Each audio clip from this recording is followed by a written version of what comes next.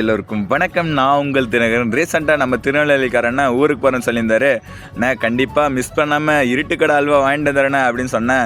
எல்லாருக்குமே அல்வா உண்டுப்பா அப்படின்னாரு.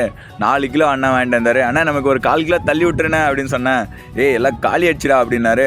பேகுக்குள்ளே பார்த்தா எனக்கு மட்டும் ஒரு 1/4 கிலோ எடுத்து வச்ச மாதிரி இருந்துச்சு. சாப்பிட்டு பார்த்தேன், வேறு லெவல் டேஸ்ட்டுங்க.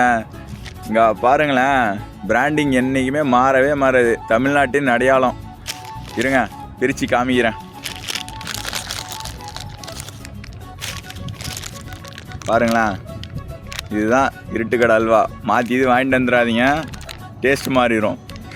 உலகம் ஃபுல்லாக இது மட்டும்தான் அடையாளமாக இருக்கும். நெல்லையப்பர் கோயிலுக்கு ஆப்போசிட்டில் இந்த கடை இருக்குது.